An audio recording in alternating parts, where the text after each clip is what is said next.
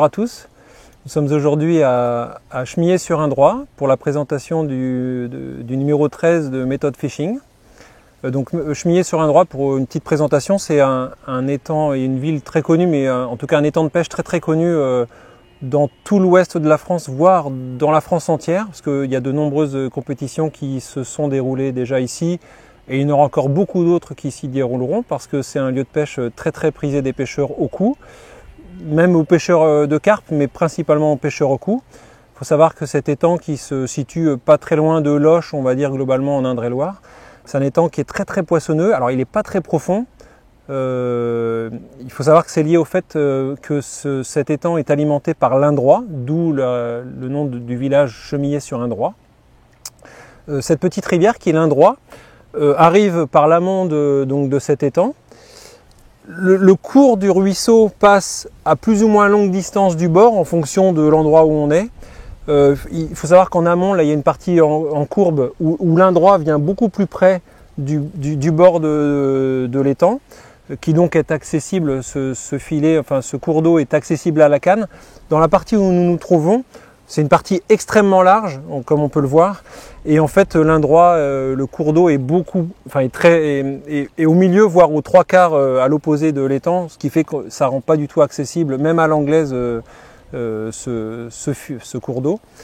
Globalement, donc cet étang est très peu profond, on va dire qu'il comprend entre 90 et 1,30 m, 1,40 m d'eau grand maximum.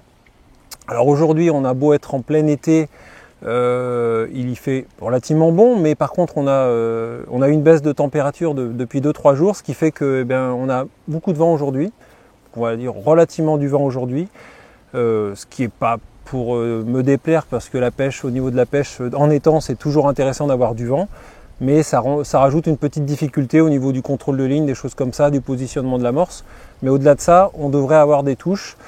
Comme on est en pleine saison et quelques jours avant une grande compétition qui est la Garbolino Cup organisée fin juillet, cette sortie de pêche va me permettre également de déterminer peut-être quelques pêches à entrevoir pour la compétition dans quelques jours.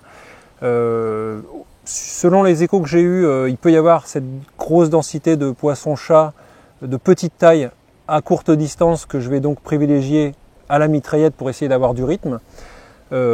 Cette pêche, elle est relativement aléatoire, elle peut varier, on ne l'a pas tout le temps, elle peut varier au cours de la saison. Donc je vais quand même essayer de déterminer si cette pêche est possible ou pas. Sinon, dans tous les cas, il y a une pêche de manière sûre qui est une pêche à déboîter à 11,50 m ou 13, de poissons de toute taille, mais plutôt gardons et plaquettes. Il peut y avoir quelques brèmes de 500-600 éventuellement, mais ça sera plutôt des gardons de 20-30 grammes et des plaquettes jusqu'à 100-150. Ça pourrait être la pêche principale, mais en fonction de la densité des chats et de la taille des chats à mi-distance, peut-être que cette pêche-là sera plus intéressante que la pêche à 11,50 m. Voilà, donc c'est ce qu'on va essayer de déterminer aujourd'hui au travers de ce numéro et de cette sortie de pêche. Maintenant, on va donc passer à la préparation de l'amorce. Donc je vais maintenant vous présenter l'amorce que je vais utiliser aujourd'hui. En fait, comme je pars sur deux tactiques bien différentes, en fonction des échos que j'ai entendus sur Chemillé, j'utiliserai du coup deux amorces vraiment spécifiquement différentes. Une plutôt destinée à la pêche de plaquettes, soit légèrement décollée ou sur le fond, mais qui a un but de tracer. Donc je vais utiliser de l'amorce type explosive étang avec 200 g de litou extra, dans lequel je mettrai également un petit peu de terre de somme pour amener un petit peu de poids pour que je puisse éventuellement lancer, notamment à cause du vent aujourd'hui. Donc je mettrai certainement une moitié de paquet de terre de somme, un paquet d'explosive étang complet et 200 g de litou. Ça va me faire 3-4 litres d'amorce qui sont vraiment destinés au rappel sur la pêche, destinés à la pêche de plaquettes. Parallèlement, je vais quand même amorcer à la main, sur le fond, mais aussi en bordure, avec une amorce un peu plus riche, elle plutôt destinée à faire entrer des chats, également ces plaquettes si elles se prenaient sur le fond, sans le rappel.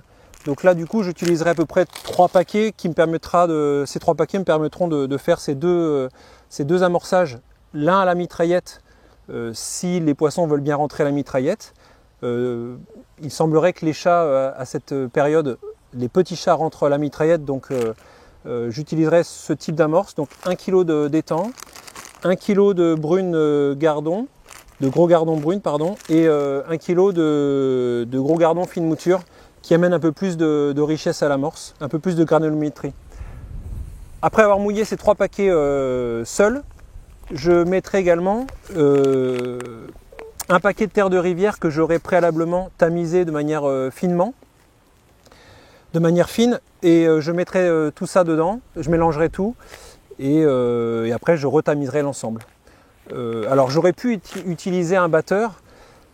Souvent il y a 2 méthodes effectivement de mouillage, soit à la main, soit au batteur. J'utilise ces 2 méthodes, mais on va dire que plutôt en étang, je préfère, sur des amorces relativement fines, je préfère utiliser, mouiller à la main. Si c'était en une rivière un peu plus dense, plus collante, avec une amorce plus collante, plus de terre de rivière, etc., là éventuellement j'utiliserai un batteur, notamment pour des gros volumes, parce qu'après tamiser 20 ou 25 litres d'amorce, ça prend déjà un peu de temps et puis c'est un petit peu fatigant. Mais sur une amorce plutôt en petit volume et petite granulométrie, je préfère mouiller à la main. Voilà. Donc on va passer au mouillage.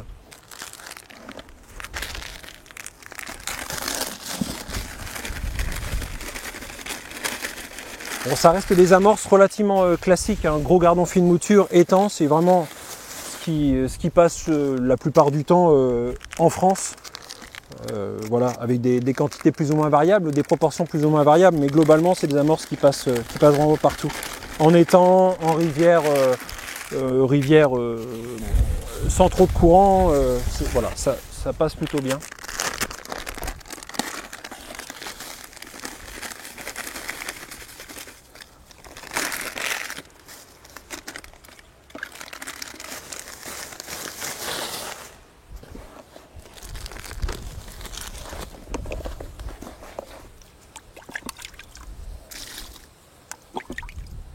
Bon, toujours quand vous mouillez l'amorce, toujours y aller avec parcimonie, parce que quand elle est trop mouillée, eh bien c'est fini. On peut difficilement la rattraper.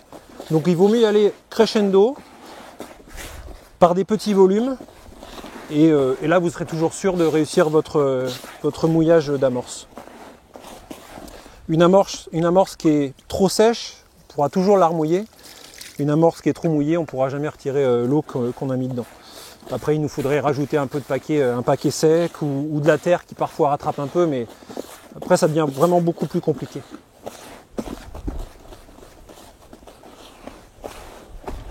Et après toujours, mais ça c'est quelque chose d'habituel, c'est laisser reposer l'amorce après un premier mouillage, voire même éventuellement la laisser reposer 15-20 minutes, tamiser une première fois pour que les particules humides se décomposent et viennent se mélanger à la partie un peu moins sèche, un peu plus sèche de l'amorce. Et là on part sur quelque chose de plus fiable. Donc là c'est encore un peu sec. Pour un premier mouillage c'est encore un peu sec. Et là je vais laisser je vais laisser reposer. Pendant ce temps-là, je vais tamiser ma terre qui du coup permettra à l'amorce de se reposer. Et du coup, on pourra finir tout ça en même temps.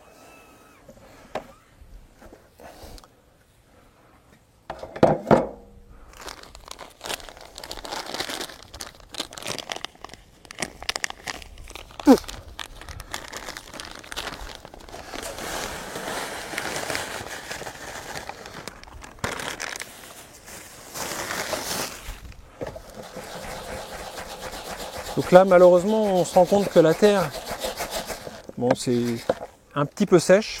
Là, il va me falloir la rattraper un petit peu à la main. Je vais la remouiller un peu parce que là, elle est vraiment trop sèche. C'est une terre de rivière, ça dépend des arrivages, entre guillemets. Et là, en l'occurrence, elle est beaucoup trop sèche pour l'utiliser en l'état. Donc je vais la remouiller un petit peu à la main, tranquillement. Je pourrais le faire également au batteur, hein. Mais sur des petites quantités, ça le fait aussi. Et là, après, je repasserai sur un tamisage. Pour repartir sur une terre qu'on pourra directement agglomérer et rajouter à l'amorce.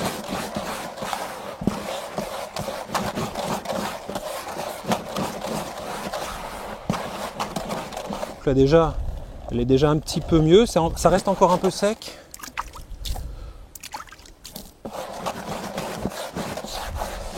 Ce que vous pourrez également voir, c'est au niveau du remouillage de la terre, c'est l'utiliser au vaporisateur, la remouiller au vaporisateur. Donc vous la vaporisez en même temps que vous la brassez avec un batteur.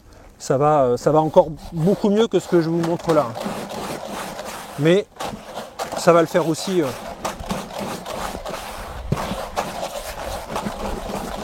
En brassant un peu la main, ben voilà, on a rattrapé un petit peu la terre qui était trop sèche au départ.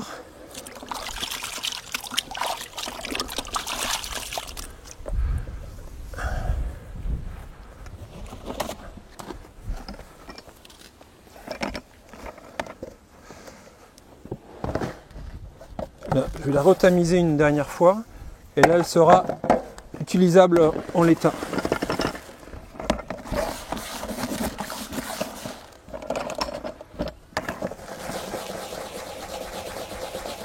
Alors pour aujourd'hui, je vais utiliser la terre de rivière pour différentes raisons. D'une part, aujourd'hui, il y a beaucoup de vent, donc ça risque de brasser un peu, d'autant plus que l'étang est peu profond. Donc il risque d'y avoir une contre-dérive relativement importante. D'où l'intérêt d'avoir une amorce relativement dense pour qu'elle ne bouge pas trop, parce que si vous ne mettez pas de terre, elle peut très vite se décaler avec le contre-courant et les poissons avec. Donc d'une manière logique, je vais mettre de la terre aujourd'hui. Et plus de la terre de rivière, j'aurais plutôt aussi bien mettre de la terre de Somme. Mais l'inconvénient de la terre de Somme, en tout cas pour aujourd'hui, c'est que ça risque de tracer un peu trop. Et je ne voudrais pas, dans un premier temps, attirer trop de petits poissons. Je préfère partir sur quelque chose de moins traçant et éventuellement adapter ma pêche en cours de pêche. Voilà, donc ça me permet de partir sur quelque chose de plus sécurisant, et pendant la pêche, je m'adapterai si nécessaire. Voilà. Dans un autre contexte, j'aurais pu utiliser la même amorce et mettre éventuellement un paquet de terre de Somme, si le but aurait été de chercher des poissons de toute taille, ce qui ne va pas être mon optique aujourd'hui. Voilà, donc la terre tamisée, remouillée, tamisée. Là maintenant, je pourrais la rajouter. Je pourrais la rajouter à l'amorce dès que j'aurai estimé que l'amorce sera suffisamment mouillée avant un premier tamisage. Donc là, on a laissé 10-15 minutes déjà. Elle s'est asséchée. Bon, toutes les particules ont pris l'eau que j'ai rajoutée. Et là, on se rend compte que c'est encore un peu sec. Donc là, on remouille un petit peu. Mais on approche du but final.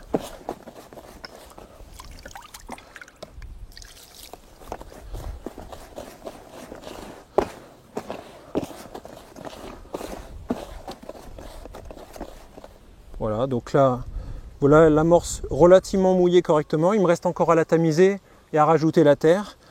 Et après, en ayant rajouté, enfin en mélangeant les deux farine et terre, on verra ce que ça donne à l'issue.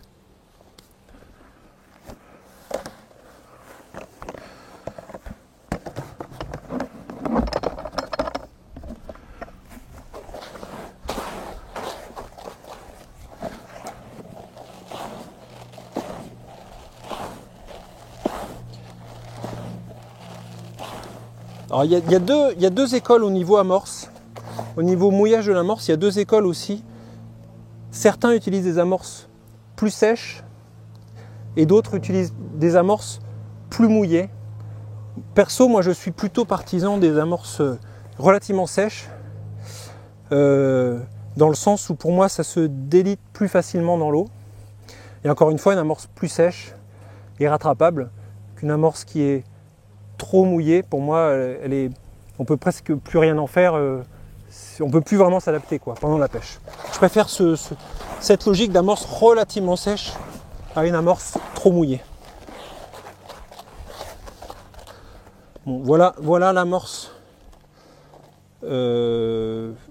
quasi finale, puisqu'il me reste maintenant à la tamiser.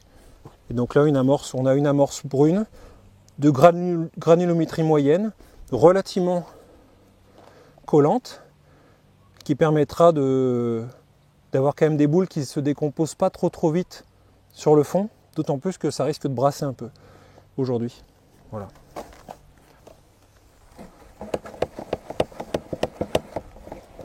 On voit que malgré la maille que j'utilise qui est relativement fine, bon, l'amorce va quand même très vite être tamisée, ça prend pas un quart d'heure, quoi.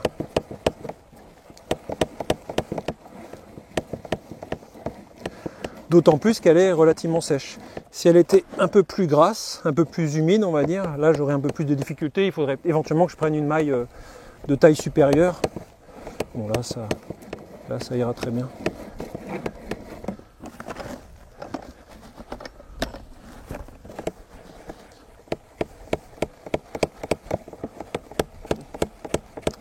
Donc les 3 paquets plus un peu de terre de rivière, ça devrait m'amener une petite douzaine de litres, entre 10 et 12 litres d'amorce, qui me seront suffisants pour pêcher à la fois la bordure à la mitraillette et au large après un amorçage massif. Et ça me suffira facilement pour 4 heures de pêche.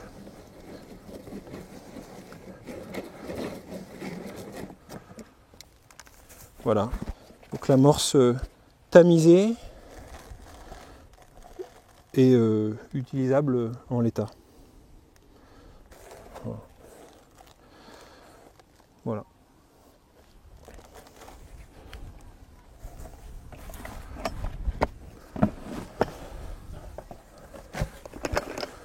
Comme je vous disais, 11 litres à peu près d'amorce. Voilà. Destiné à l'amorçage de fond et de bordure. Je vais maintenant passer à la petite amorce qui sera plutôt donc destinée à la pêche de plaquettes. Donc 1 kg d'explosive étang. C'est une amorce qui est très explosive comme son nom l'indique, qui permet éventuellement d'attirer des poissons dans toute la couche d'eau, en fonction du mouillage et du serrage. Je rajoute également 200 g de litou qui me permettront d'avoir une trace très importante qui est très intéressante sur les pêches de plaquettes notamment.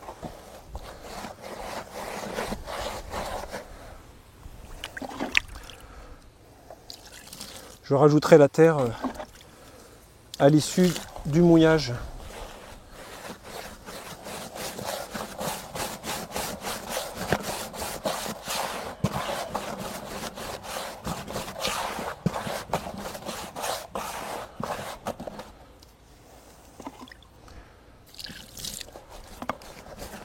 Donc encore une fois, je mouille l'amorce, je la laisse se reposer, je laisse le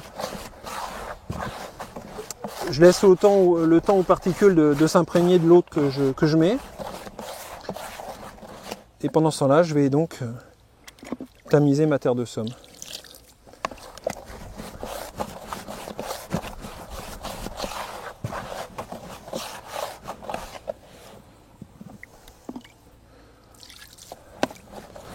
Voilà, donc là on va partir sur une amorce vraiment différente, mais qui n'aura pas non plus le même but que l'amorce de base.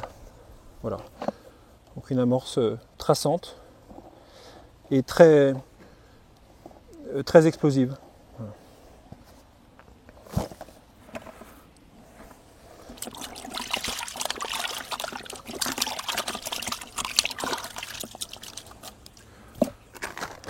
Donc là, je vais préparer les 2 kg de terre de somme, je vais les utiliser, mais je vais les séparer en deux. Une moitié qui va aller dans l'amorce et une autre moitié que je vais utiliser pour compléter la préparation du fouillis. Je vais vous montrer ça juste après. Donc je tamise l'ensemble du paquet.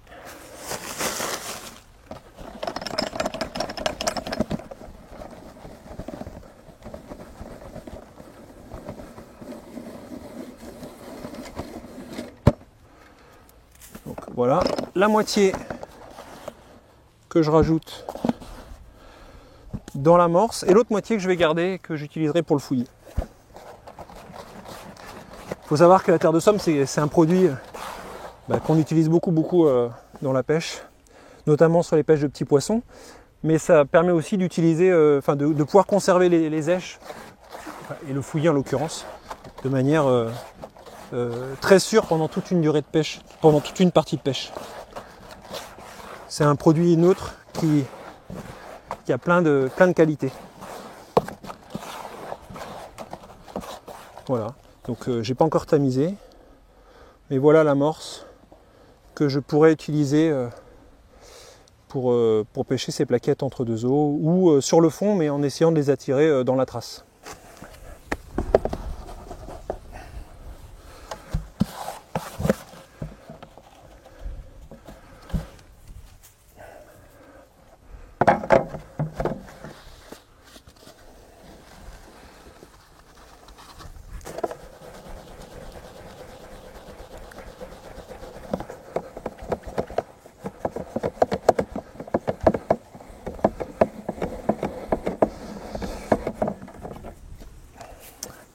Voilà, cette petite amorce terminée. Elle est également relativement sèche, ce qui permet quand même de faire des boules qui peuvent s'éclater tout de suite à l'impact.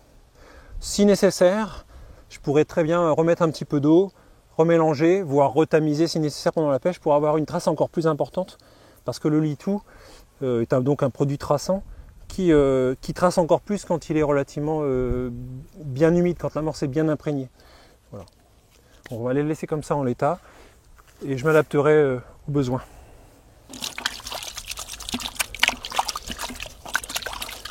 Je vais maintenant passer à la présentation des èches et la préparation du fouillis. Je vais parler d'une petite astuce, notamment lors de la préparation du fouillis. Donc là, comme vous pouvez le voir, c'est donc un fouillis relativement fatigué. Bon, il a passé déjà la semaine au frigo. Il est de moyenne qualité, mais grâce à l'utilisation de l'argile sèche, on va pouvoir le rattraper, parce que là on voit bien que le fouillis il est quand même déjà vraiment fatigué, très humide, et avec de l'argile sèche, on va pouvoir séparer toutes les larves, et en rajoutant un petit peu de terre de somme par-dessus, vous verrez que du coup on pourra faire des boules, éventuellement avec la terre de somme, avec le fouillis décollé, on pourra faire des petites boules, etc. Et on pourra l'utiliser dans l'amorce directement, grâce à l'utilisation de cette petite, ce produit, l'argile sèche, que je mets au préalablement dans une boîte, et que j'ai dans mon sac fourre-tout lors de toutes mes compétitions. Voilà. Donc j'en rajoute un peu, c'est très très sec, ça va permettre de délier les larves du paquet qui restent collées dans le paquet. Il y a un autre produit qui fonctionne aussi très bien, que j'aime un peu moins, c'est le décolle fouillis blanc. Alors moi perso je l'utilise un peu moins, ce décolle fouillis blanc, parce que comme il est très léger, il a tendance plutôt à faire flotter les larves en surface. Et c'est pas forcément le but recherché que de laisser des larves en surface. Donc, vaut mieux leur donner un petit peu de poids entre guillemets en se servant d'une argile sèche qui a le plus de poids que ce décolle fouillis blanc qui est très très léger, qui est une poudre blanche très légère. Vaut mieux utiliser ce type de produit. Ça permet d'avoir plus d'èches au fond de l'eau et d'en avoir le minimum en surface.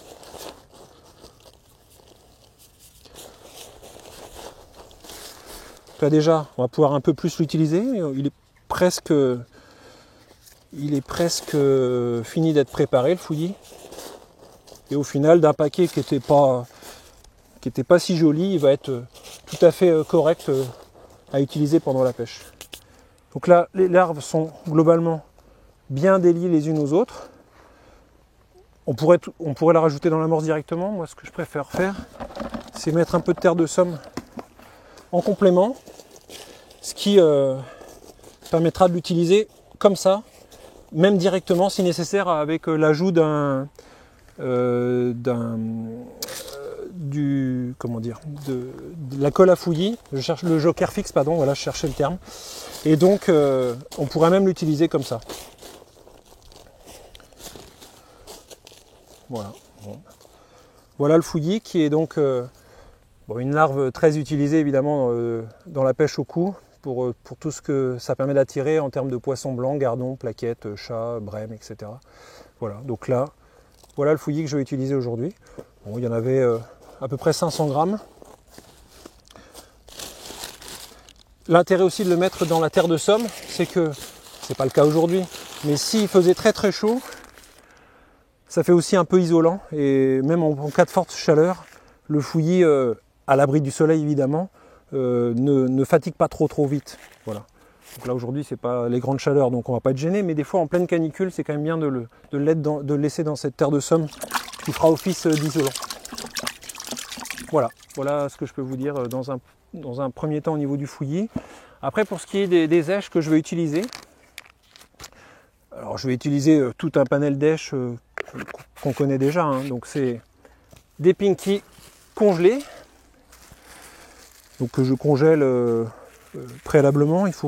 Souvent il faut 2-3 jours pour que les larves soient bien congelées. Donc là j'ai fait décongeler les pinky congelés ce matin.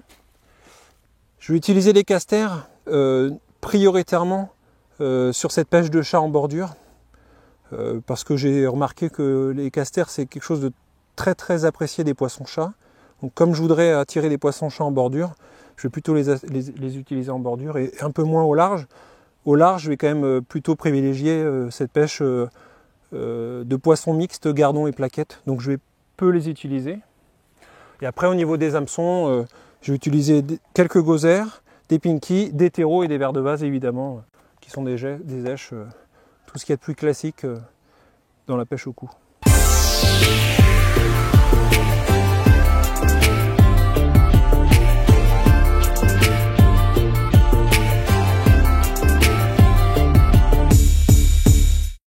Donc on va maintenant passer à la présentation des lignes que je vais utiliser aujourd'hui. Alors dans le contexte actuel où il y a beaucoup de vent, il va y avoir un peu de dérive, en particulier lié au fait qu'il n'y ait pas trop de fond dans cette partie de l'étang. Il faut savoir qu'il y a à peu près 1 mètre, 1,20 m d'eau. Et le vent va donc engendrer probablement une contre-dérive, d'autant plus que le vent il s'est quand même enclenché depuis au moins ce matin, en début de matinée, déjà 2-3 heures. Donc je pense que la contre-dérive se sera enclenchée. Et c'est la raison pour laquelle je vais utiliser 3 lignes sur le large, 2 formes de boules relativement lourdes, donc une 1 g et une 2 g en boule B, avec donc des antennes plastiques. Je vais expliquer pourquoi après. Et donc une ligne plus en forme de bouteille, qui est donc un manu, également en antenne plastique, pour une meilleure visibilité, mais aussi lié au fait que le plastique est un petit peu plus résistant à l'enfoncement, et ce qui me permettra d'éviter des fausses touches liées aux vagues engendrées par le vent. Donc en présence de vent et de vagues, globalement il vaut mieux utiliser des antennes plastiques qui permettent aux flotteurs de moins s'enfoncer de manière naturelle liée aux conditions climatiques et plus liée à l'enfoncement réel du poisson, enfin engendré par une touche. Voilà, donc deux flotteurs boules, c'est plutôt des lignes qui vont être relativement stables de par leur forme, mais qui me permettront également de pêcher relativement à traîner pour prendre éventuellement des poissons, des plaquettes plus grosses, etc. Et cette forme de flotteur en forme donc de bouteille sera plutôt destinée à une pêche au ras du fond, qui aura pour but de chercher des poissons un peu de toute taille, gardons, plaquettes, plutôt de petite taille ou plus ou moins petites, quoi. Voilà. Donc ça c'est les 3 lignes que je vais utiliser au large. Et pour la bordure, donc en fait je vais utiliser 2 stratégies différentes. La première c'est donc une forme identique à la forme du manu, donc c'est un manu également, mais en 0,4 qui sera plutôt lié lui à l'utilisation, enfin qui aura pour but de pêcher des poissons blancs de petite taille également à courte distance. Mais parallèlement, je vais utiliser une stratégie un peu offensive qui aura pour but de prendre éventuellement des poissons-chats en très gros nombre à la mitraillette. Et donc, après je vais vous expliquer pourquoi. Donc là j'utilise des mitraillettes de grande distance et des 4,50 m. J'espère que ça ne sera pas trop long en fonction de la force du vent. S'il y a trop de bannières, peut-être que je n'arriverai pas à pêcher. Ça va être un peu le risque. Je vais essayer de voir pendant la préparation si la ligne est relativement pêchante avec tout ce vent. Mais après, je vais vous expliquer le principe. Donc, à cette époque-là, il arrive souvent que sur l'étang de Chemillé, on prenne des chats en assez grosse quantité en bordure. Ils ne sont pas de très grosse taille, donc du coup, il faut compenser le poids par du nombre. Et à partir du moment où du coup, ils ne sont pas très très gros, et qu'il faut en faire un grand nombre.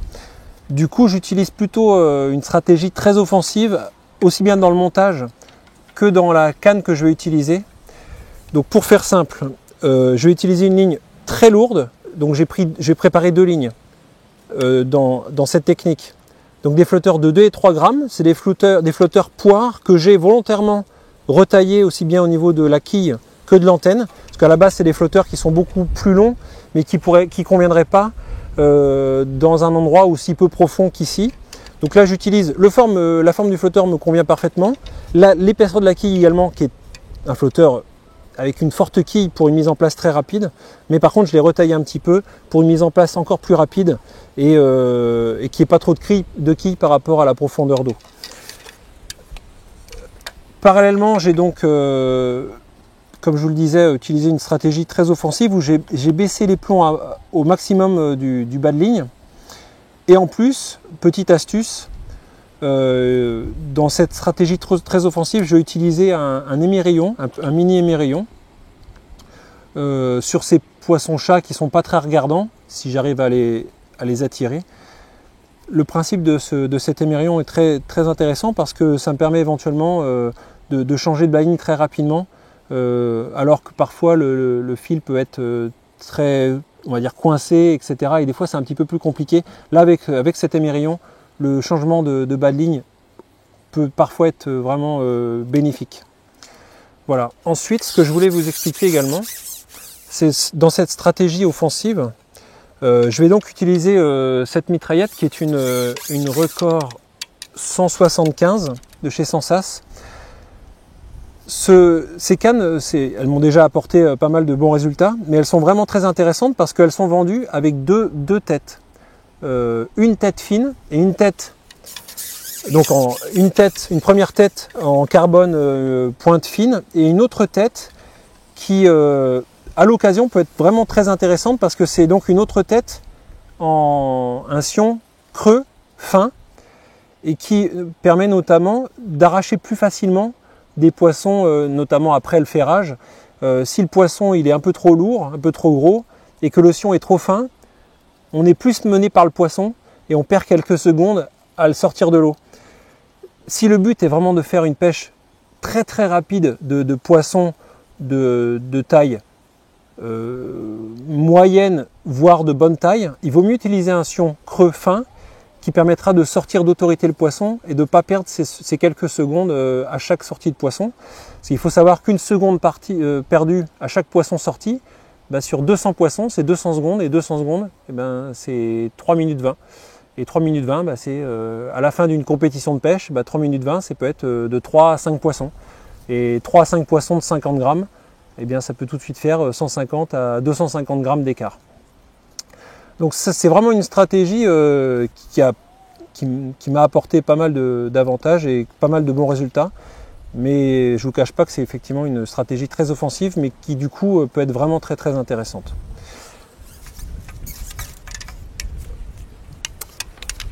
Alors oui, une dernière chose, comme le sondage au niveau des mitraillettes est toujours périlleux, par le fait qu'il y ait beaucoup de bannières, pour être vraiment plus sûr, moi j'utilise, et c'est la raison pour laquelle du coup, c'est une double raison pour laquelle je vais utiliser une ligne classique à l'élastique.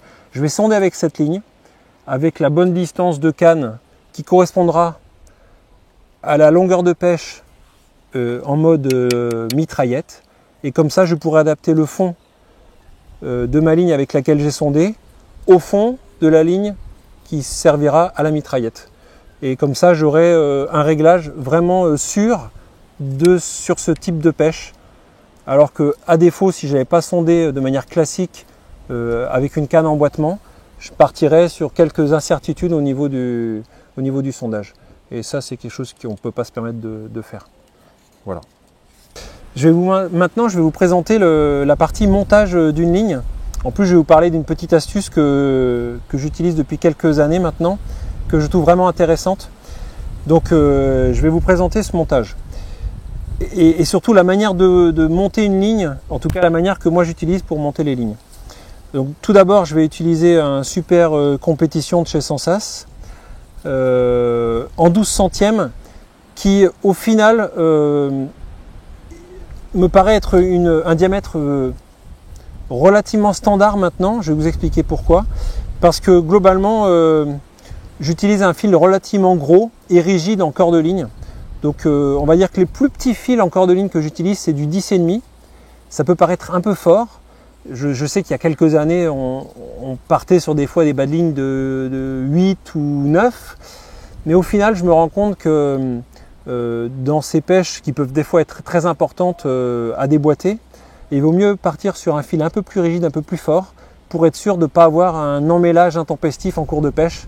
Parce qu'encore une fois, quelques secondes ou quelques minutes perdues au travers d'un emmêlage, eh bien c'est 5 ou 10 poissons, voire toute une pêche, pour peu que ça soit la seule ligne qui marche, eh bien c'est toute une pêche qui peut être remise en question à cause, au final, du diamètre de fil. Et à l'usage, on se rend compte également que finalement, un diamètre d'écart de fil, c'est pas très significatif au niveau des poissons.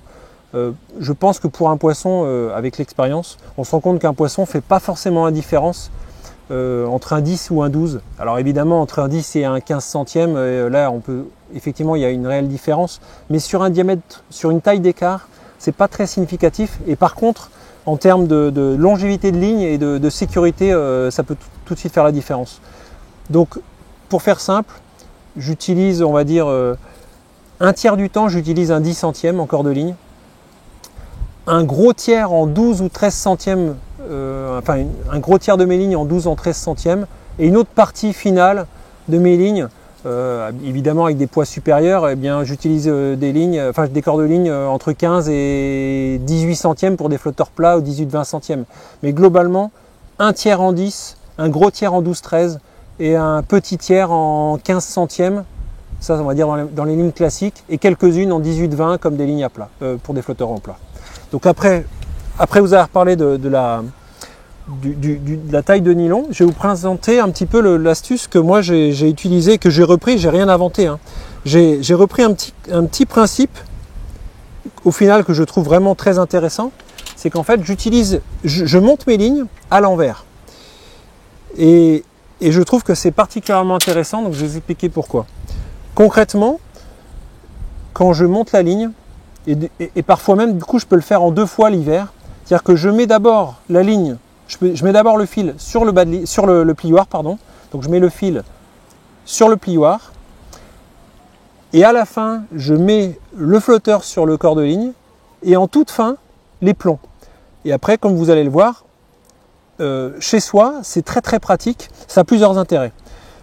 Le premier intérêt, par exemple, c'est que maintenant les plioirs, ils sont notés. Les plioirs, il faut savoir que la distance est notée à l'intérieur des plioirs, et ce qui est du coup très très intéressant. Sur ce type de plioir de chez Sensas, on voit que le plioir complet fait 19, mais que l'intérieur du plioir fait 17.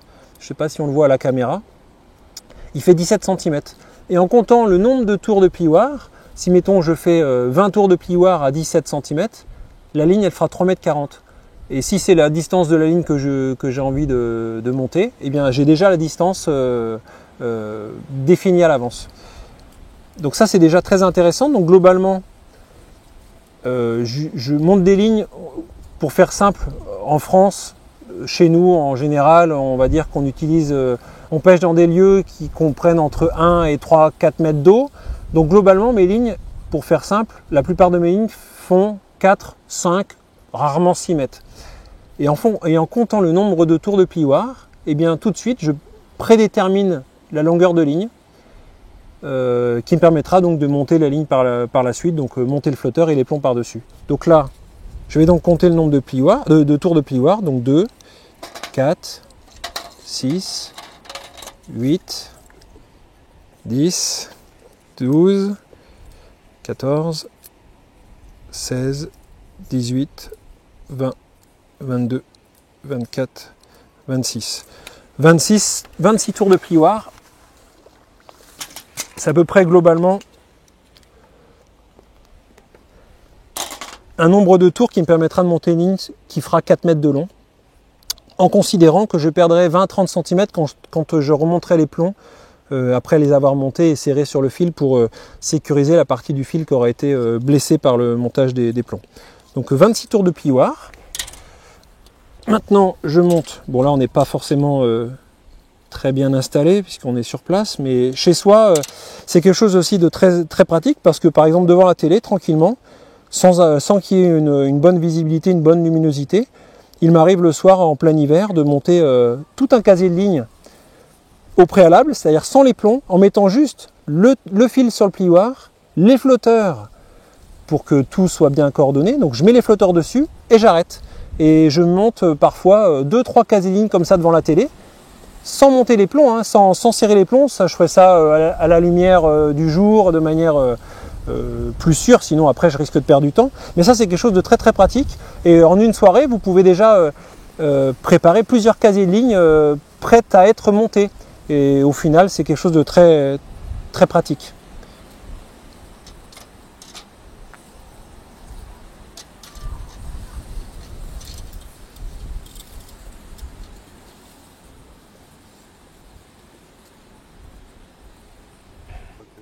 Donc là, je place les coulisseaux, le flotteur ne peut plus s'en aller. Voilà, et donc maintenant, je n'utilise plus pour équilibrer que le plioir à la main, la bobine elle est déjà mise de côté, le plioir, le flotteur, j'ai la boîte de plomb, je serre les plombs et c'est parti pour un montage de ligne, en imaginant évidemment qu'on est chez soi, bien installé sur une table, etc. Donc là, on part sur un flotteur en 0,60, un Manu avec une antenne plastique, 12 centièmes encore de ligne. Comme c'est donc un 0,60 et que je vais utiliser globalement une dizaine de plombs pour monter les lignes, je vais partir sur des plombs numéro 7, plutôt même numéro 8, pardon, numéro 8 qui font 0,07 grammes chacun. Je vais en mettre 7 ou 8 en guise de masse et je compléterai par quelques plombs plus petits en dessous pour globalement affiner l'équilibrage. Et au final, ce que je fais forcément systématiquement, quitte à enlever un plomb supplémentaire, sur chacune de mes lignes, je place toujours des plombs, des styles carrés pour affiner l'équilibrage. Et ça, l'intérêt est que en fonction de chaque densité d'eau, enfin chaque eau a une densité plus ou moins différente, plus ou moins importante, et chacune de mes lignes dispose de 3-4 petites cendrées en forme de style carré. C'est un plomb très mou, fendu au milieu, bon, vous verrez, c'est vraiment très très pratique. Et en fonction de la densité de l'eau et des conditions climatiques, eh bien j'enlève ces petits plombs.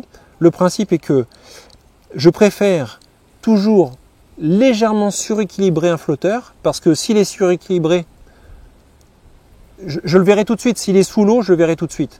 A l'inverse, une ligne qui est un petit peu sous-équilibrée, à 10 ou 11 mètres du bord, on ne voit pas forcément si la ligne est bien équilibrée. Donc je préfère toujours équilibrer un peu au maximum ma ligne, je vais vous le montrer.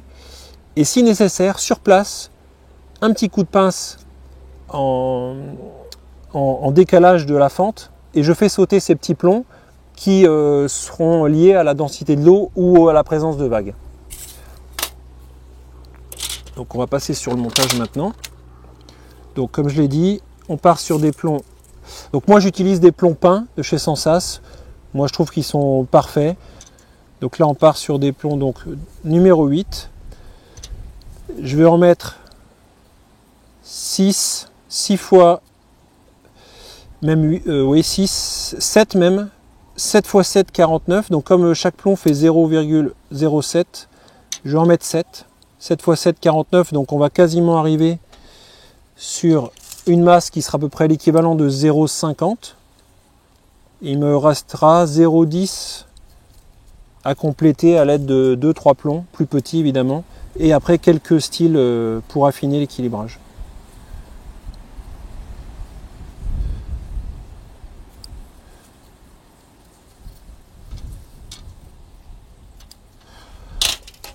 Je vais enlever ça parce que là j'ai trop de fil qui sort.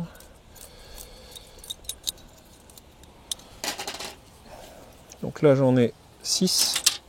Bon, vous allez voir tout de suite, hein, j'en ai pas acheté un.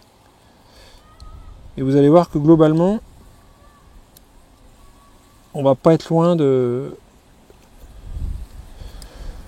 ligne parfaitement équilibrée, avec des plombs correctement centrés. Donc c'est des plombs avec un relativement doux, vous avez vu, j'ai serré qu'une fois, et tout de suite ils sont déjà, on peut déjà les déplacer. Donc là on part déjà sur une masse où il y a 7 plombs. On peut déjà éventuellement vérifier si je pars dans le vrai ou pas. Et là, il en manque un petit peu, ce qui est tout à fait logique, puisque j'ai terminé 0,50. J'espère qu'on voit bien la caméra. J'ai déterminé que les 7 plombs faisaient 0,50 à peu près, ce qui paraît à peu près correct vis-à-vis de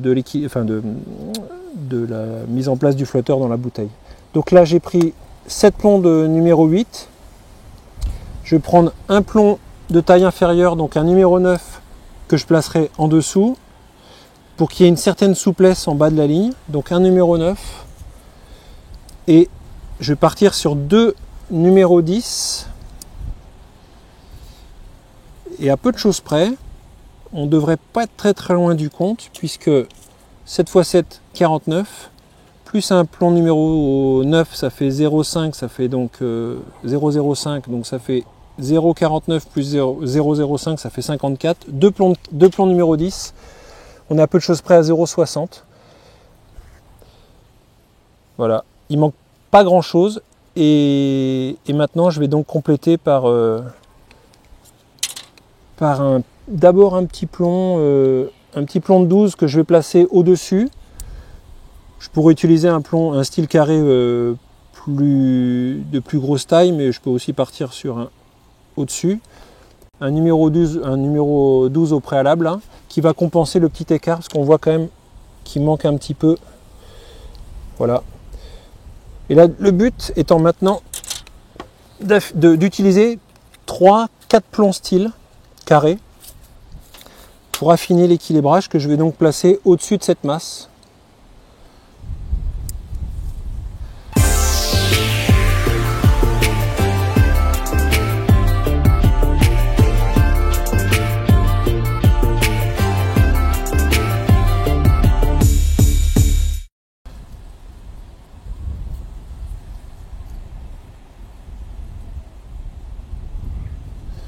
Un premier. Donc là j'utilise des plombs numéro 13 en style carré qui font 0,010 grammes. Donc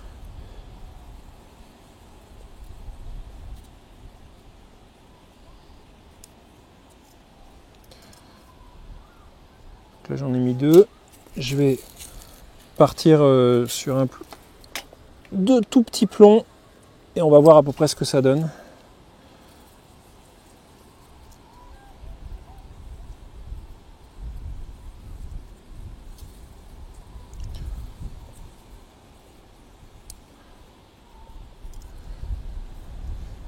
Et après, je vais vous montrer le résultat.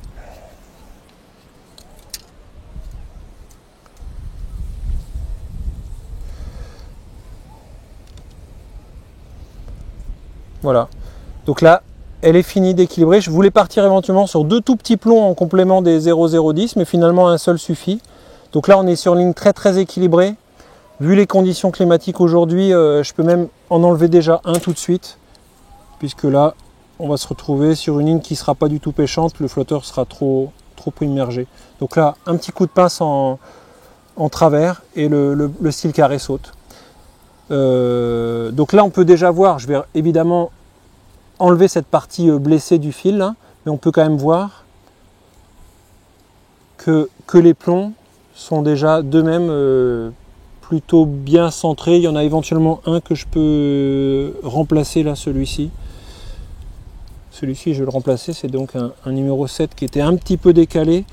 Et je préfère effectivement avoir une ligne avec des plombs très bien centrés, ce qui permet aussi d'avoir une ligne sûre et qui risque pas de s'en mêler, ou que le plomb risque... Parce qu'il faut savoir qu'un plomb qui est légèrement décalé, ça veut dire qu'il n'est pas forcément... il est pas bien centré, et que le fil... et que éventuellement le plomb pourrait sortir du fil qui est déjà lui-même un peu décalé. Alors que là, le plomb est parfaitement... Le fil est parfaitement centré dans le plomb. Voilà.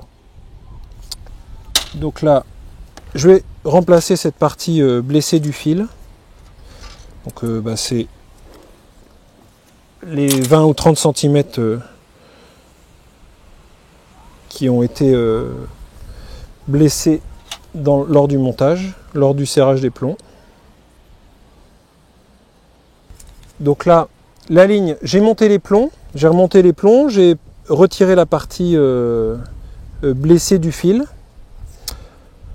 Imaginons qu'on est chez soi, je positionne le flotteur sur le plioir, les plombs toujours à la même position au sein du plioir. Donc je vais vous remontrer également en même temps le plioir là qui me permet d'avoir la distance interne du plioir. Donc on a un plioir de 19 en extérieur, on le voit ici, et la partie intérieure elle prend 17 cm. C'est cette distance là que j'utilise en comptant, en multipliant par le nombre de tours de plioir, et ça me permet d'avoir une distance de la ligne chez moi, sans avoir à sortir un kit, etc. Voilà. Donc maintenant, je positionne le flotteur, puis les plombs, et si j'étais chez moi et que je voulais pas utiliser la ligne, mais que j'étais en train de monter des lignes, j'utilise un élastique. Alors il faut savoir que, petite astuce aussi économique, tous les vieux élastiques de canne que j'utilise et qui sont fatigués par une journée de pêche, etc., pas une journée de pêche, mais une saison de pêche, je les retire, mais au lieu de les jeter, je les réutilise en guise d'accroche-ligne. Et donc c'est pareil l'hiver, je me sers de ce petit système là. Donc c'est des vieux élastiques, ça c'est un élastique de 0,9 je crois de mémoire. Je fais un petit nœud d'arrêt en bas, un petit système de double boucle que je retaille et qui me permet d'accrocher la ligne et d'attraper l'élastique de manière correcte. Donc là, je vais y arriver. Donc là, la ligne est donc positionnée sur le plioir à l'aide de ce petit bout d'élastique là, donc un vieux élastique de Sion. Et la ligne est terminée.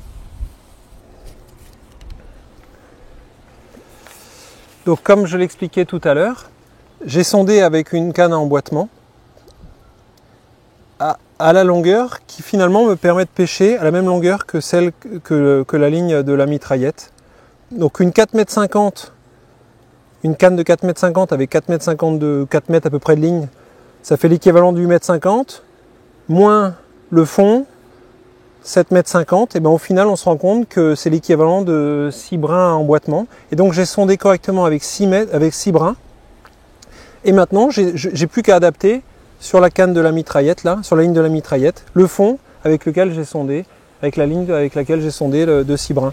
Et donc là j'aurai vraiment un sondage optimum et sûr de ma canne à mitraillette.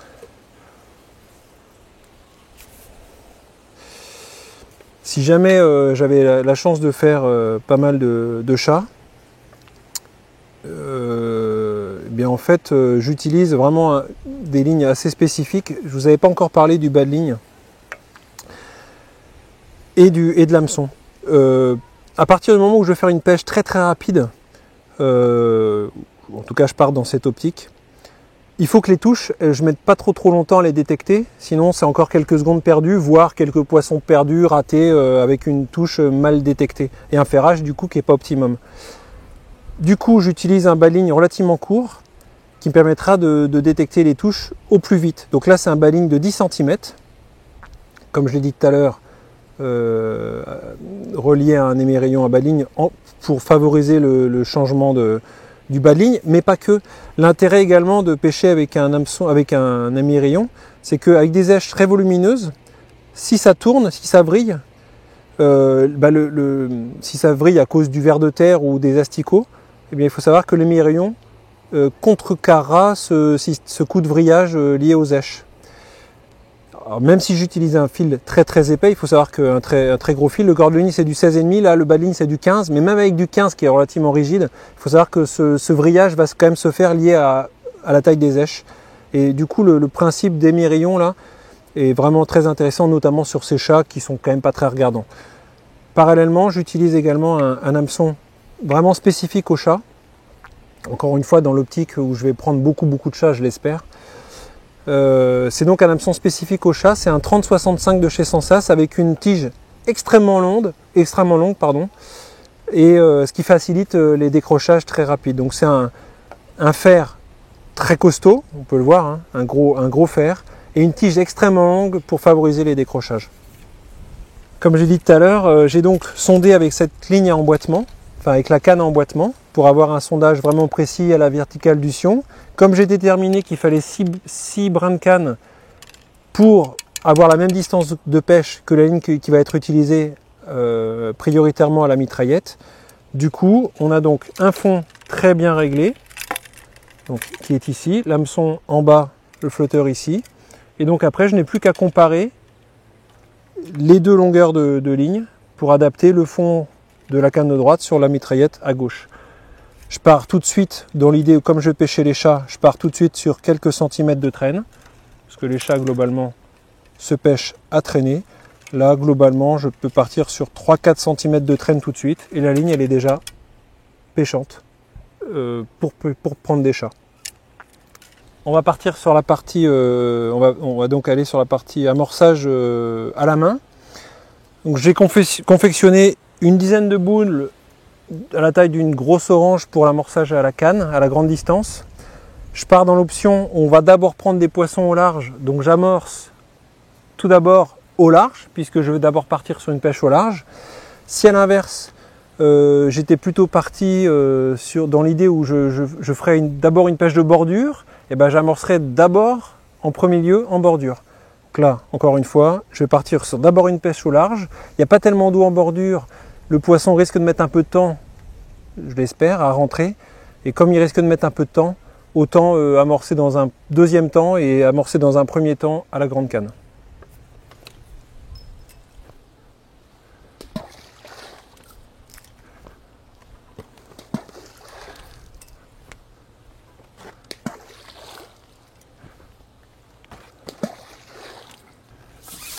Donc par-dessus ces 10 boules d'amorce, je vais mettre 2 petites coupelles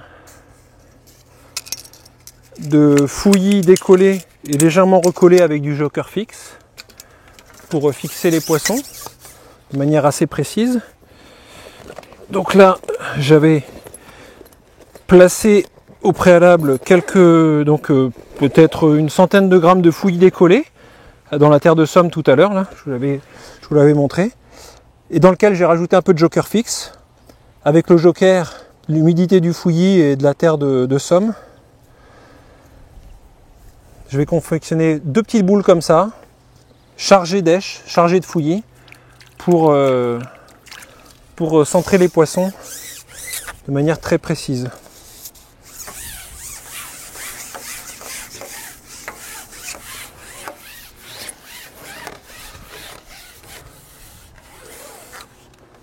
Canne de vent, puisque c'est je vais certainement pêcher de cette manière avec la canne de vent, donc là je suis très précis au niveau de le positionnement des boules d'èche.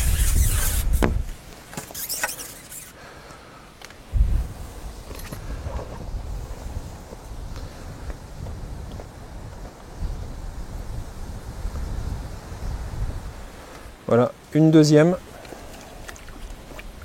Ça suffit largement. En tout cas, dans un premier temps.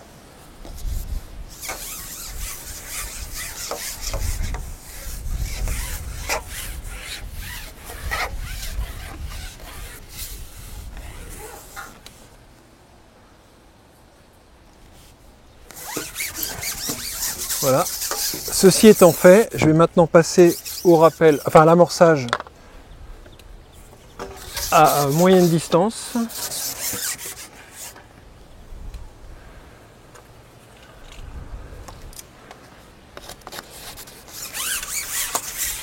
Qui correspondra à la longueur de distance de pêche à la mitraillette. Donc là j'ai fait 8 boules un peu plus petites avec une amorce dans laquelle j'ai mis très peu de fouillis.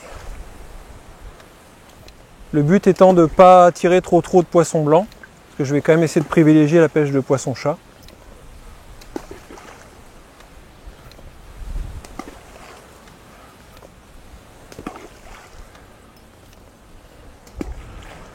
Et voilà. C'est parti, on va donc partir sur une pêche de 3 heures. 3 heures relativement rapides et un peu courtes. On va essayer de mettre à profit ces 3 petites heures pour déterminer la meilleure stratégie à adopter en vue de cette compétition à venir notamment. Je vais donc partir au préalable, conformément à mon amorçage, en premier lieu à la grande canne. Eh bien, je vais partir sur une pêche à la grande canne. Donc je vais d'abord pêcher au verre de vase tout de suite pour essayer de prendre quelques poissons blancs. Une ligne légère, donc 0,60, j'avais privilégié 0,60, 1 g et 2 g. En fonction du vent, on verra ce qui est le plus intéressant. Et donc là, je pars sur une 0,60, un verre de vase, et on va essayer tout de suite de déterminer s'il y a quelques poissons à prendre tout de suite. Donc là, on voit que le vent, il a quand même relativement changé par rapport au tout début où on s'est installé. Le vent était légèrement de travers, et là, il devient plus de position arrière droit. Il me pousse la ligne un peu derrière la canne, et donc éventuellement derrière l'amorce. Il va falloir que je fasse attention à ne pas mettre la ligne trop vite sous la canne, parce qu'avec même si j'ai peu de bannière, la ligne elle risque de sortir. Elle risque de sortir de la zone d'amorçage à cause du vent qui portera un peu la ligne. Donc il va falloir que je fasse un petit peu attention à cela. Comme j'ai été relativement précis au niveau amorçage, le but maintenant c'est quand même de mettre la ligne dessus. Parce que si j'amorce bien mais que je ne mets pas la ligne dessus, c'est une bêtise. Là, une touche ratée.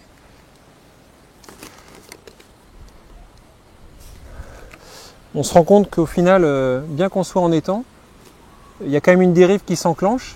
Et même si le vent est un petit peu portant par derrière, là, on se rend compte que finalement, il y a quand même une dérive parce que le 0,60, il glisse quand même. Donc il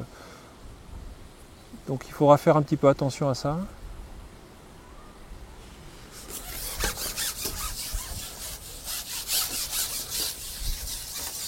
Bon, ça fait une petite minute que je pêche. Et voilà un joli gardon, à peu près une trentaine de grammes.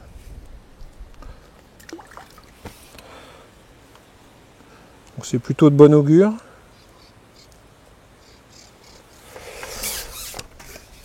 En termes de bannière, dans ces conditions assez spécifiques où le vent est porteur, il faut quand même pas trop de bannière parce que si on met trop de bannière, la ligne elle sort très vite. Alors déjà il y a un problème de contrôle de ligne, hein. Plus il y a de bannière globalement, et moins on contrôle bien la ligne. Ça c'est un premier constat. L'autre constat est que si la bannière est trop longue, et bien du coup on pourrait trop vite sortir de la zone d'amorçage, ce qui est encore une fois pas le but recherché. Donc il faut faire aussi un petit peu attention à sa bannière et pas en mettre trop, notamment quand il y a un peu de vent. Voilà.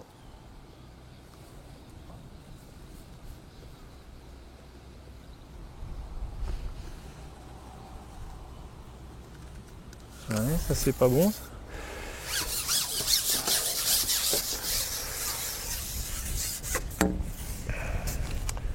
Une petite branche en moins.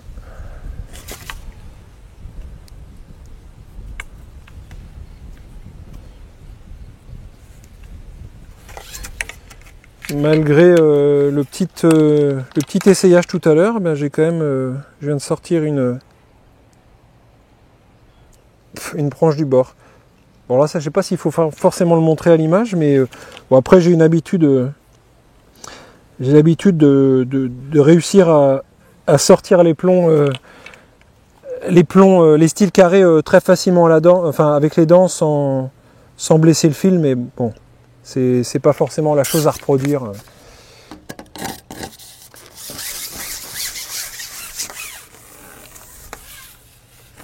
Là, en final, je me rends compte aussi qu'à l'usage, avec le flotteur qui prend l'eau, etc., enfin légèrement entre guillemets, on se rend compte que j'ai déjà retiré un petit style carré pour mieux déterminer les touches, puisque j'étais un petit peu suréquilibré à cause du vent. Donc j'ai déjà enlevé un premier style et si nécessaire, eh bien, j'en retirerai un deuxième. Notamment si je rajoute un asticot qui est un peu plus porteur, etc., ça peut être utile. Bon, pour l'instant, je suis toujours avec un verre de vase. C'est pas non plus l'orgie en ce moment, il y a une touche à la coulée, mais c'est pas encore l'orgie, les poissons sont pas placés encore, sont pas rentrés. Je vais, dans l'optique où je vais laisser un peu le temps aux poissons pour s'installer en bordure, je vais quand même partir sur 10 à un joli poisson.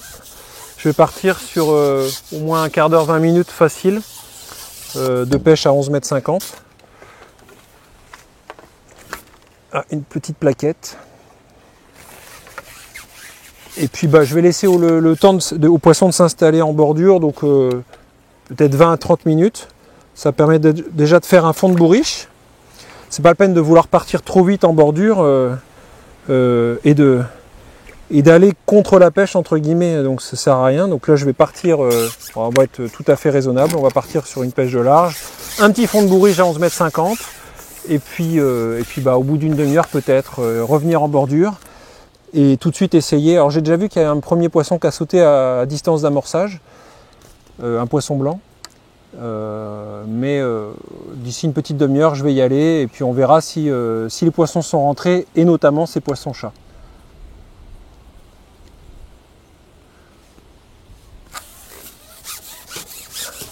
Bon, ça commence à aller un petit peu mieux là. Un chat. Voilà, c'est les chats que je cherche à obtenir en bordure qui sont néanmoins un petit peu présents. Ils sont pas très gros, hein, ils font 18-20 grammes de moyenne. Ils sont pas très gros.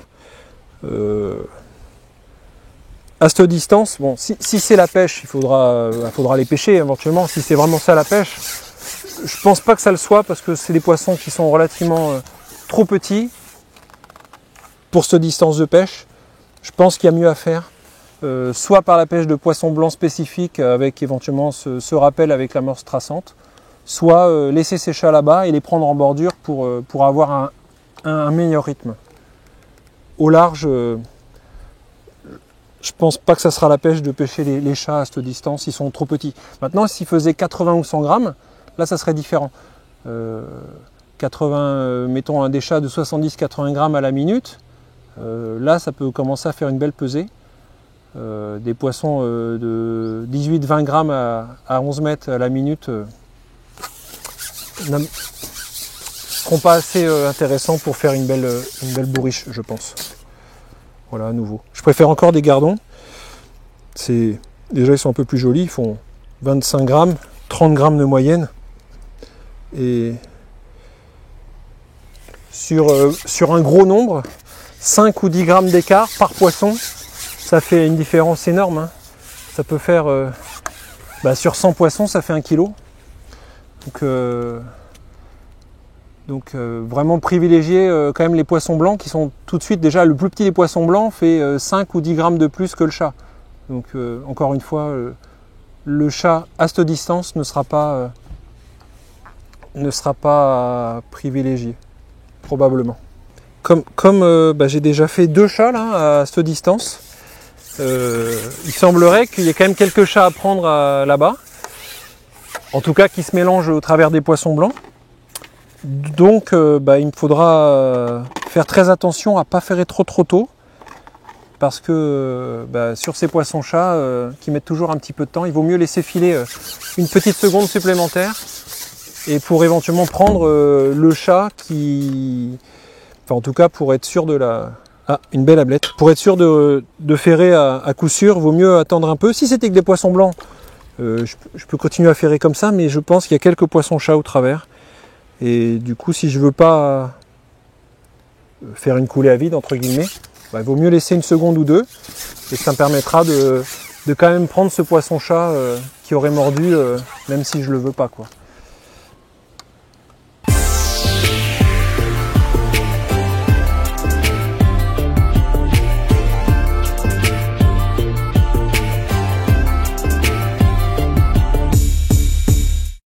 là, une ablette, quelques gardons, 2 petites plaquettes. Il y a un peu de tout actuellement, il n'y a encore rien de bien déterminé, mais tous les poissons rentrent.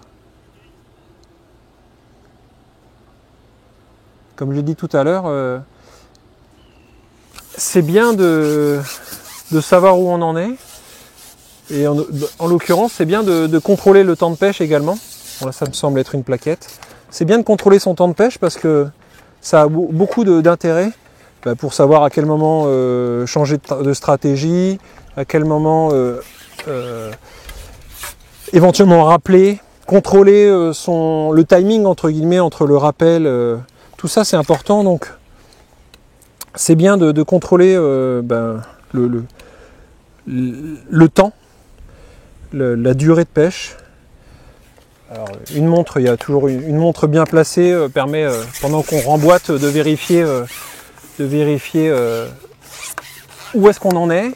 Savoir si, par exemple, je prends l'option de rappeler, bien voilà, ça me permet de contrôler un petit peu toute cette donnée temps.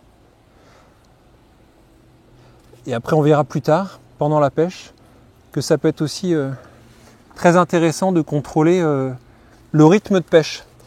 C'est-à-dire qu'en fait, à partir du moment où on a une petite expérience de pêche, on arrive à déterminer le poids du poisson, voire un poids moyen si les poissons sont tous calibrés. Et à partir du moment où on arrive à comptabiliser, ne serait-ce que sur une petite durée, le nombre de poissons qu'on prend, eh ben on sait à peu près où on en est en termes de pesée. Et à partir du moment où on sait où on en est, on sait à peu près dans quel rythme on se trouve. C'est-à-dire que si je fais, je sais pas, au quart d'heure, on va dire que je fais 10 poissons au quart d'heure qui font une moyenne de 30 grammes, eh bien on va dire qu'au quart d'heure je fais 300 grammes. Voilà. Maintenant, si, on va dire sur cette pêche de large, là, si je fais 10 poissons de 30 grammes, ça fait 300 au quart d'heure, avec une petite plaquette au travers. Bon, voilà, on peut partir sur une petite moyenne de 400 points au quart d'heure. Ces 400 points, s'ils sont relativement fiables, eh bien, ça pourra me servir de base sur un calcul à la mitraillette. Si par exemple à la mitraillette, j'arrive à faire, si j'arrive à faire 30 poissons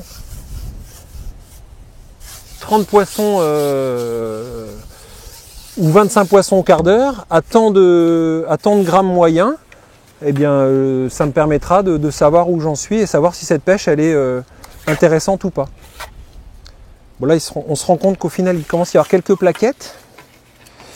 Et voilà, des plaquettes de 100 grammes tout de suite, ça change un petit peu le calcul que j'essaye de vous présenter là. Et là, du coup, peut-être que ça pourrait remettre en question cette pêche de bordure. Si on part sur une pêche de gardon d'une 25-30 grammes de moyenne, bon, ça nous fera à peu près tant de poissons à faire, enfin tant de poids. Si par exemple on arrive quand même à faire régulièrement des pêches de plaquettes, bon, je pense que cette pêche de chat en bordure sera totalement inutile. On va dire dans cette option de compétition, dans cette optique de faire le meilleur poids en vue de la compétition. Alors après, il faut aussi tout remettre en question dans le sens où je suis tout seul et j'ai pas du tout d'adversaire. Donc ça peut néanmoins être complètement remis en question. Mais comme ça, lors d'une première approche, on se rend compte quand même qu'il y a quand même un petit peu de poisson au large. Avec 2-3 plaquettes de 100 grammes, tout de suite ça améliore la pesée. Bon, je rate encore quelques touches pour l'instant, il va falloir que je trouve une solution pour ces touches ratées. J'arrive pas trop à savoir ce que c'est, peut-être une ablette qui m'a pris à la descente éventuellement, je sais pas encore. J'ai volontairement pas mis trop de fouillis au départ dans l'amorce pour pas me retrouver à tirer des trop petits poissons. J'ai mis, j'avais l'équivalent de 500 grammes à la base, mais on va dire que à l'amorçage j'en ai mis l'équivalent de 200 grammes à peu près. Dans l'amorce en tout cas, et après j'ai rajouté j'ai une petite préparation dans un sac fermé, là, dans un sac couvercle fermé. Donc une préparation à base de fouillis décollés dans la terre de Somme, dans lequel j'ai mis un petit peu de joker fixe et qui me servira à rappeler pendant la pêche. Et donc ça, j'ai préparé une centaine de grammes à côté, qui est donc préparé ayant pour but de rappeler à la coupelle avec du fouillis décollé et recollé avec du joker. Sur cette ligne relativement légère là, qui me permet un peu de tout prendre, je pêche avec un élastique. Étant donné qu'il n'y a pas beaucoup d'eau, je pêche avec un élastique relativement de petite taille, c'est-à-dire un 0,7 en latex. Alors moi j'adore le latex parce que je trouve vraiment très très souple et d'une bonne glisse. Donc latex, c'est ce que j'utilise 90% du temps. Après je vous parlerai d'une petite astuce également pour de différencier les différentes tailles de latex, parce que le latex en lui-même c'est un élastique blanc. Et donc voilà, à partir du moment où il y a peu d'eau, je veux quand même que l'élastique sorte. Et puis il faut savoir que les poissons, voilà, j'ai fait un chat de 18-20 grammes et à côté j'ai fait encore un chat un peu plus gros. J'ai fait des chats de 18-20 grammes et à côté j'ai fait une plaquette de 200 grammes. Donc du coup, et je pense même pouvoir faire des poissons plus gros.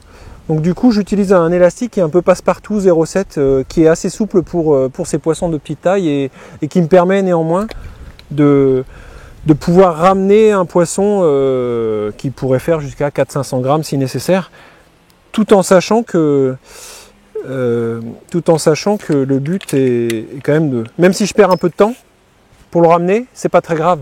Ce qui est dans la bourriche est toujours préférable plutôt que de le laisser dans l'eau. Donc je préfère perdre quelques secondes sur un gros poisson dans un premier temps, plutôt que de partir sur un élastique trop fort et éventuellement le perdre.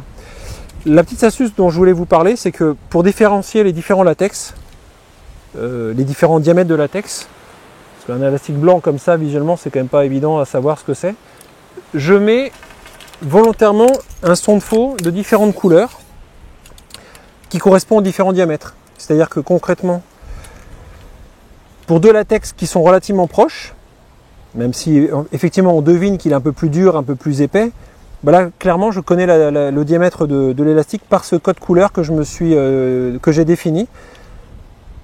J'ai repris ni plus ni moins que les couleurs d'élastique sans sas en barrette que Sensas utilisait il y a quelques années. À l'époque, c'était un élastique de couleur vert, et donc j'ai repris le principe du stand faux de couleur vert pour déterminer le 0,7. À l'époque, ils avaient des élastiques en barrette orange pour du 0,8. J'ai repris le même principe. C'est des élastiques que j'ai utilisés pendant des années. Et donc, le 0,8, l'orange, c'est pour le 0,8, le vert, c'est pour le 0,7, et donc j'ai d'autres couleurs comme ça. Le bleu, c'est 0,9, le jaune, c'est 1 mm. Et donc, à partir de là, je sais exactement quel élastique. Et même si j'ai des doutes pendant la pêche, j'ai juste à vérifier la couleur du stand faux et je sais exactement quel est le diamètre d'élastique que j'utilise.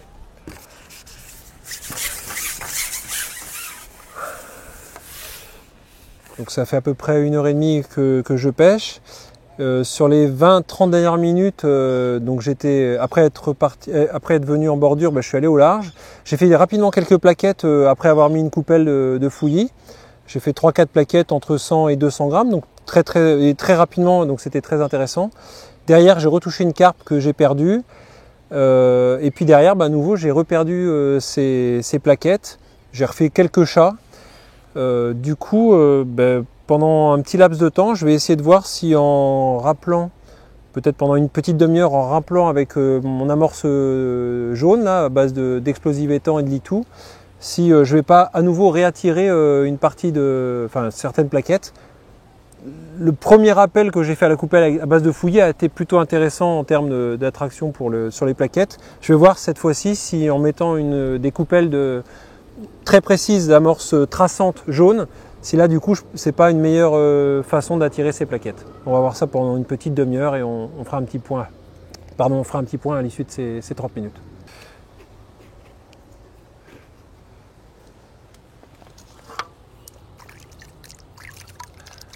Ce que je fais aussi, alors j'accentue la trace, je remouille un peu l'amorce à mort sorte un peu de pongo entre guillemets pour ceux qui connaissent. Et là ça va accentuer la trace. Et on va le voir tout de suite.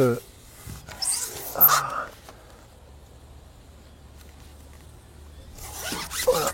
Je vais en mettre 2 tout de suite, rapide, ça va faire une petite trace. Et on va voir si, comme ça, j'attire pas rapidement des plaquettes.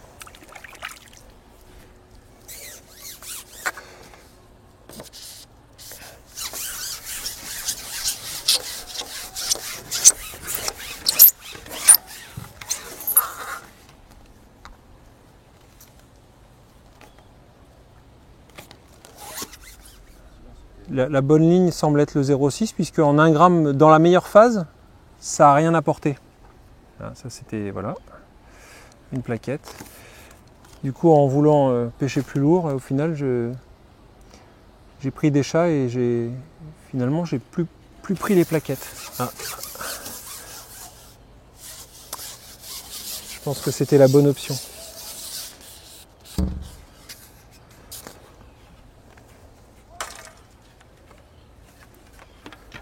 Deux coupelles d'amorce jaune et tout de suite la plus grosse des plaquettes.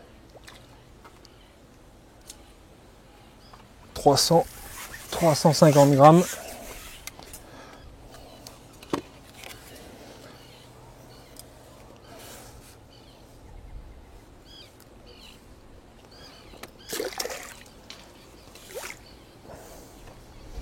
Plutôt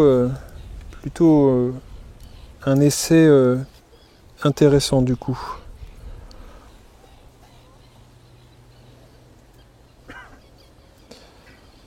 À confirmer.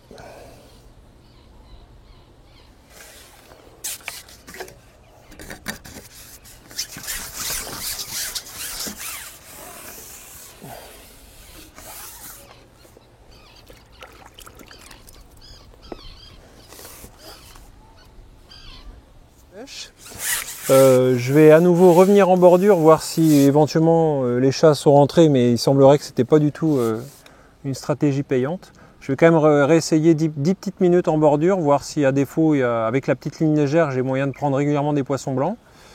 Ce qui semble être le cas. Après, c'est pas des poissons de très grande taille, mais le rythme est tout à fait correct. Gardons, plaquettes, un chat de temps en temps, mais voilà.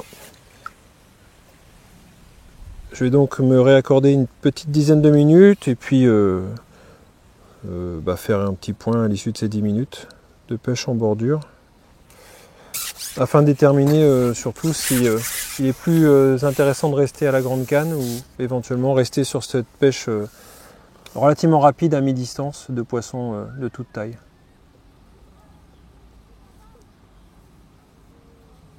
J'ai quand même réessayé de pêcher à la mitraillette avec des vers de terre à l'hameçon pour essayer de faire ces poissons-chats, encore une fois dans l'optique d'essayer d'avoir une pêche rapide de poissons-chats en bordure, ce qui n'est pas du tout le cas. Donc j'ai réessayé, mais j'ai des touches, j'ai quelques touches, mais je pense que c'est les poissons blancs qui attaquent les vers de terre et je prends aucun chat à la mitraillette. J'en ai pris tout simplement aucun. Donc du coup je suis resté sur la ligne classique 0,40, flotteur manu, hameçon de 20, un verre de vase et du coup là j'ai beaucoup plus de touches, j'ai relativement peu de ratés. Ça reste des poissons plutôt petits, mais bon le rythme est correct, il y a moyen de prendre un poisson à la minute à peu près, une soixantaine à l'heure, ça peut faire 60 à l'heure, ça pourrait faire 25, entre 1,5 kg et 2 kg à l'heure, avec une moyenne de 25 à 30-35 grammes, on va dire une moyenne de 30 grammes avec les plaquettes qui peuvent des fois améliorer le poids, des moyennes de 30 grammes à 60 poissons, 1800 à l'heure, ce qui n'est pas inintéressant.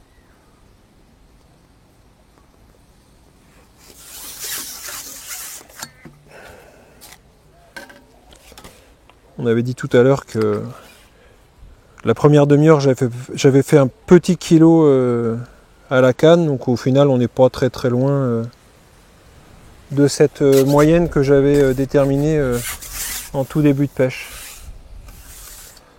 Maintenant cette moyenne à la base que j'avais déterminée à 11 mètres là, elle peut totalement être remise en question à partir du moment où je peux prendre régulièrement des plaquettes, comme ça a été le cas tout à l'heure. À un moment donné, j'ai fait 4 plaquettes en 4 coulées et j'avais 3 de 100 grammes, et 150 et une de 300, 350. Donc en 4 poissons, j'avais tout de suite fait 700 grammes en 4 poissons. Bon, là, du coup, c'est plus du tout la moyenne que j'avais définie au départ.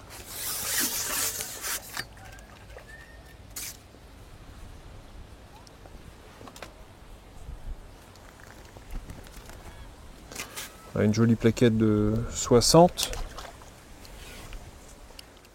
Voilà, bon, donc la pêche touche à sa fin. On a pêché 3 heures pleines.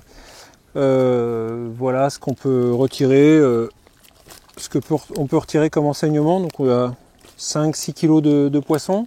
Je dirais à peu près 150 poissons peut-être en 3 heures. 140-150 poissons. Une majorité de plaquettes. Quelques gardons et quelques chats que finalement je n'ai pas réussi à prendre à la mitraillette, mais plutôt quelques chats à la grande canne. L'option est donc du coup que je peux en retenir, enfin l'analyse que je peux en retenir, c'est que la coupelle semble vraiment intéressante. Coupelle de terre et de fouillis, c'est ce qui semble être le plus intéressant au niveau des plaquettes et des gardons.